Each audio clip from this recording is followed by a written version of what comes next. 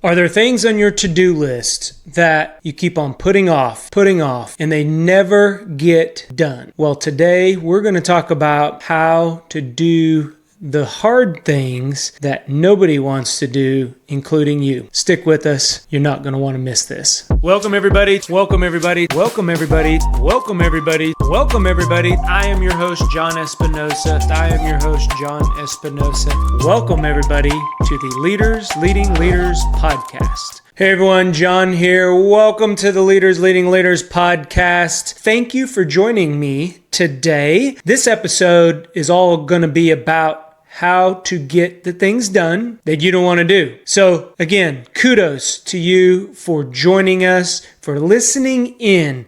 Just by you taking the time to develop yourself by listening to podcasts speaks that you want, lets me know that you have it in you to do those hard things that we keep on putting off and putting off. So we're going to get into some tips and tricks. I'm going to share some of the things that get me motivated to get the things done that I don't want to do and nobody else, and to get the things done that I don't want to do and I can't delegate. That's the kicker. We can't delegate these things. It's up to you to get them done. If you're new to the podcast, welcome. Welcome to the Go Be Great community. I love it when new listeners join us. That means that our community is growing, and by growth, that means that more people are out there helping others get to where they're going. If you're a continued listener, welcome back. Thank you very much for joining us time and time again. These episodes, I hope you're getting something out of them. I make sure that whenever I'm journaling or whenever I'm outlining the episode itself, that it's a practical approach. I try to make sure that when I am journaling or outlining the episodes, that I give you takeaways so you can go implement. I'm very practical in my approach to these things, and this season is all about leadership hacks. So the best time to be practical is to teach, is to pass along the information that I wish I had day one, and other leaders that I have talked to over the course of, since I've been doing this thing 5-6 months now, wish they knew as well. So I put them all into one season just for you. So thank you very much. So let's get into today's topic. Today is all about doing the things that we don't want to do. I'm sure many of you out there have the things that you need to get done around the house, whether it's the project that you started and never finished, or it's the project that you said you were going to start, and that was 5 years ago, and you're still looking at the same bare walls, or you're looking at the same space that you want to redesign. Or for those people out there that are in business or running their own company, I'm almost positive that there is something out there that is at the very bottom of your list, and it's stayed there. Every week, I like to reorganize my to-do list, prioritize where I'm going to spend my time. And there are things that I have on that list that carry over from week to week to week. And they just never get done.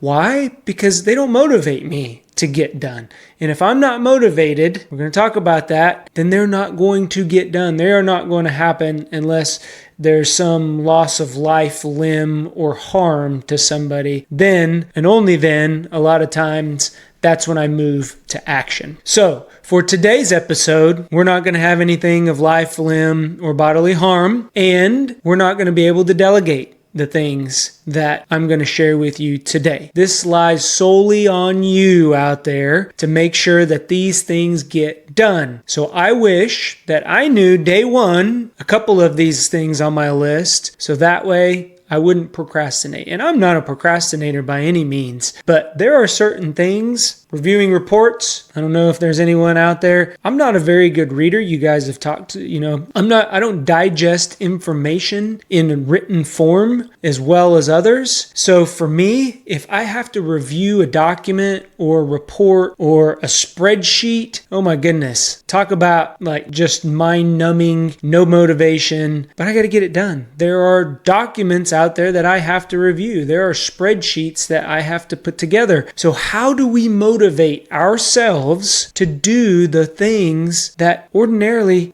don't excite us. Now, I'm saying there are people out there who love spreadsheets, who live in spreadsheets. Trust me, I have one about 3 doors down from my office. They live in spreadsheets every single day, and that's their happy spot. But they don't like to get out and talk to anybody. They like spreadsheets, not people. They like spreadsheets more than people. So for me, I love people. I don't like spreadsheets. So how do we get those things done that we need to get done and have been putting off, and we have been putting off and putting off and putting off? So the first thing I have on my list here, how many times have we said, I'm going to do that. I'm going to do it. You get mentally ready in your head, pull up the spreadsheet, got it on, or you go get the paint from the Home Depot or the home improvement store, whichever you choose, and you got it sitting there in the corner and you got the paint brushes. You have everything you possibly need to get the job done. You're painting a room and you've been putting it off and putting it off. Guess what? It sits there because we don't trigger ourselves to move to action. That's the missing link. I can think about something all day and night. I can think about something for a very long time, and if I don't have a trigger to move to action, that paint can is going to sit over there in the corner till probably I need to go back to the home improvement store just to shake it up a little bit, because guess what? It's probably settled. That's how long I've waited. So what gets us to move to action? A couple things. Deadlines. Deadlines are a good way to move to action. Put a deadline on yourself. I got to get it done by this week. Or maybe you have people coming to visit your home and you can't just have the paint and all the tape and everything else that you've started and just haven't executed or finished, right? Or maybe the deadline is I owe a report to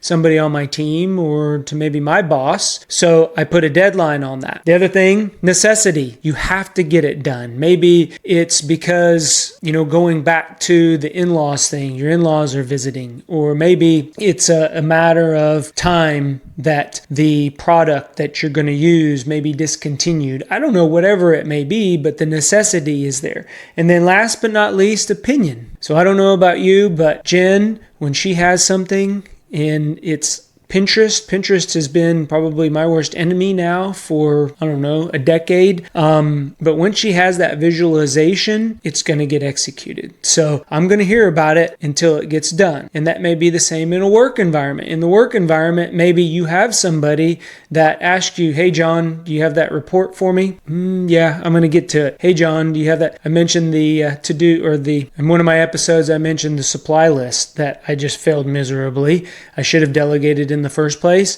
I took it on, and guess what? I delayed and delayed and delayed. People would ask me, yeah, I'm going to get to it. I never got to it. I should have delegated it. However, that is people's opinion. So now I had to deal with people being like, well, John didn't get that done. I don't have the supplies to do my work. I really felt bad. So you have to move yourself from the mindset of getting it done to the action of getting it done. That's the first one. So what will move you to action?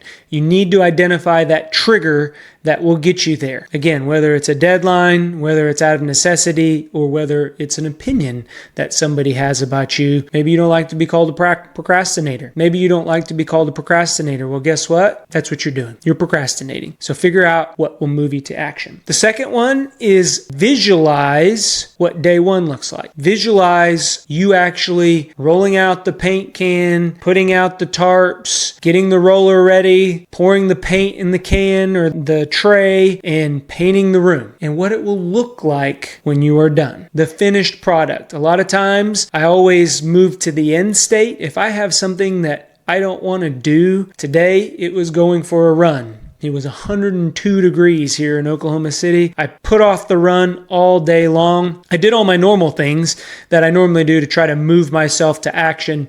I put on shoes, my running shoes. I put on my running gear just to not have any excuse. So the first 30 minutes that I got, I'd get out the door. It didn't happen. So what did I do? I visualized what it would feel like when I got done. There is nothing better than, they call it the runner's high. When you get out there, it's just you. I normally put my headphones. I normally run by myself. I'm introverted, so that's my time, to re-energize. So I put in a good podcast, or maybe a soundtrack, or I put in a good podcast, or maybe a playlist that motivates me to run. And there is just something about when you finish running that you're proud of yourself for one, getting it done. You got all the good endorphins running around and you just feel good. You feel very good. So that's what I was visualizing. I was visualizing the end state of what that would feel like. And that motivated me to get the run done. So that's what I'm talking about when I say day one. It doesn't need to necessarily be minute one. It could be what day one looks like after you complete day one. So the second one we're going to talk about is visualizing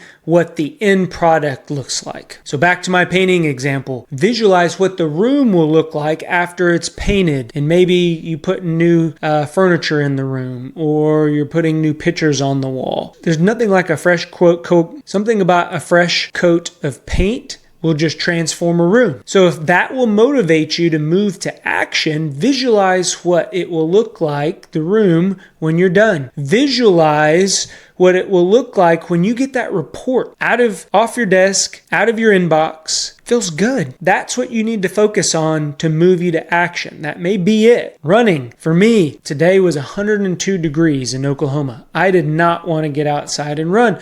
I did all my tricks that normally motivate me. I put on my shoes, I put on my running gear. So the first little 30-minute block that I had available in my schedule, I normally get out the door and I run. It didn't happen. So what did I have to do? I had to visualize what it would feel like after I got done run, the accomplishment. There's a thing called a runner's high. It is real. Whenever you get done running, the endorphins are just streaming through the body. You feel good about yourself. You executed. You got something done. There's no other feeling in the world. That's why I continue to run, even though, maybe my knees hurt a little bit or my ankles hurt a little bit. But again, it's visualizing the end result of getting it done. So that's number 2. Visualize the end. Last but not least, schedule them. Schedule the things that you don't want to do. Put it on your calendar.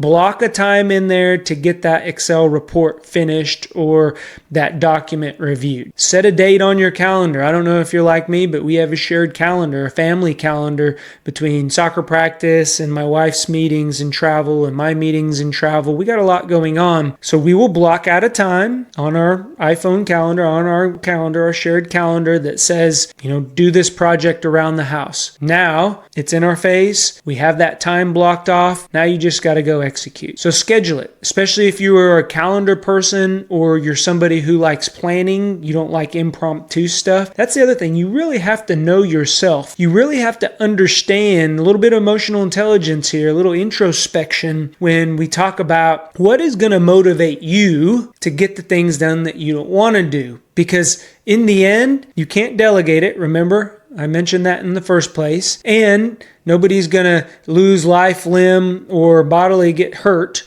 because it doesn't get done. So how are you going to get it done? What is going to motivate you? A little bit of introspection. For me, those 3 things, making sure that I'm not just thinking about it, I'm figuring out what's going to trigger me to action, whether it's a deadline or somebody's opinion of me, or it's out of necessity. Visualize the end result, the feeling, what the room will look like after it's painted.